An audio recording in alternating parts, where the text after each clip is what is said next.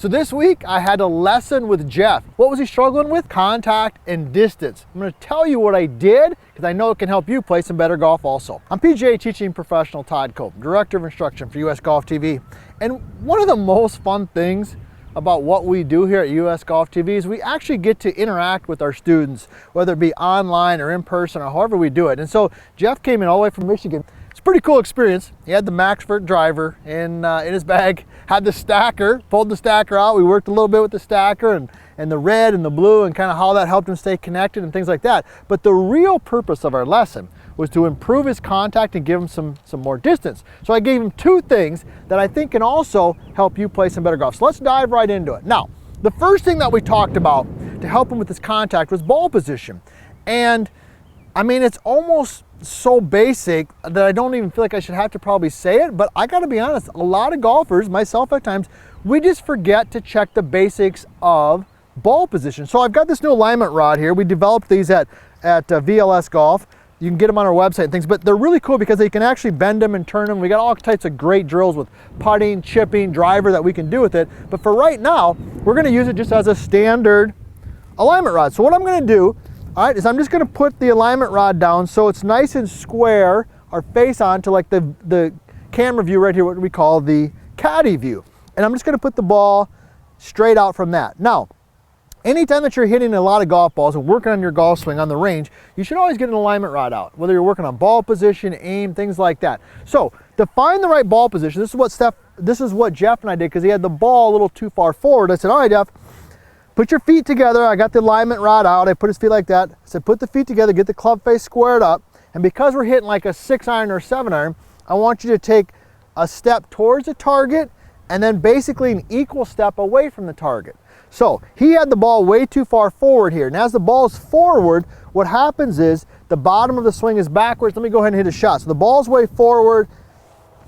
Okay, he's making good swings, but the bottom of his swing is too far back relative to where the ball is at. So tip number one is if you're struggling with contact is, hey, let's fix the most obvious. Let's make sure that the ball is in the correct spot. How are we gonna do that? I got my alignment rod out. I got my feet together, little step. Now the ball's basically more in the middle of my stance, kind of between the logo, typically on a golf shirt, and the button. So that's tip number one.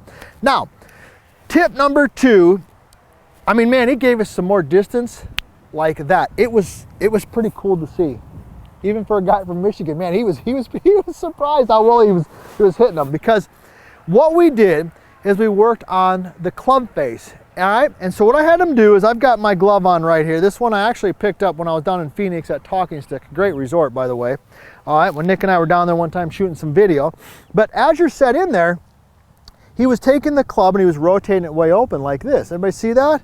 So he was taking the 7-iron, and in the first 2 or 3 feet of the golf swing, he's turning it into like a pitching wedge. And even when he hit one solid, well, it looked like this, okay? It'd roll really big, okay? Even if he hit it solid, like that was, I would call that relatively solid, but it was high, it was weak, no divot, right? You've probably seen that shot. So what I did is I said, hey, I just want you to take the logo. He happened to have a FootJoy glove on. And I said, just rotate that FootJoy down towards the ground. Let me go ahead and demonstrate it for you here. All right, here we go, I'm set in there. And I just said, hey, rotate that down towards the ground. Everybody see that? Now that gets the club face in a definitely more good position. Clean position, whatever you want to call it, versus there. So here we go. So I'd set in, got the right ball position, rotate it down right there. Now, I told them early on, I said, hey, you're probably going to hit a couple hooks because the club went from this position to that position, which happened. So when you do this at home, don't be surprised if you hit a couple hooks early on. That's a sign of progress, actually. So here we go. Need a good spot.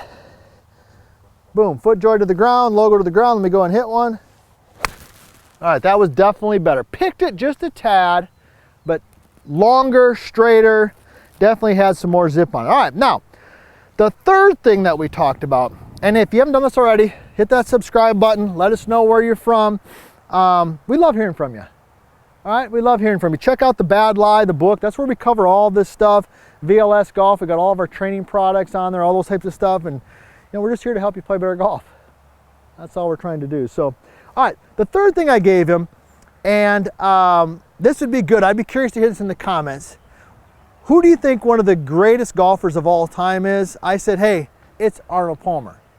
I don't know if he won the most tournaments. I know he didn't win the most majors, but man, for those of us who are experienced, Arnie was kind of the guy. I mean, he had his own airplane, he had his own company, right? I don't know, just curiosity, what did you think about Arnold Palmer? I thought he was a pretty cool guy, but one of the things that was very unique about his golf swing was his finish.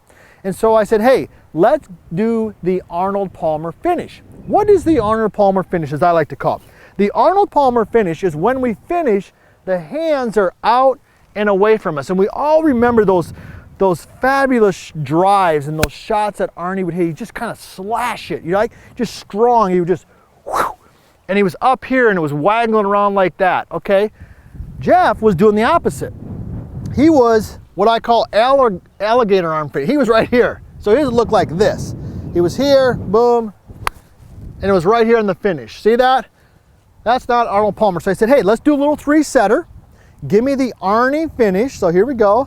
So it's like, boom, away. There's one, there's two, there's three. So let's tie it all together. Here we go. We're improving contact and we're getting more distance. All right, number one, let's get the ball in the right spot, get an alignment route out.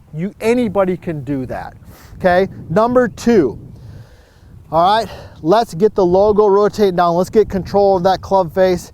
And I'm gonna give it the old Arnold Palmer finish. Nick and I, we don't have our own airplane.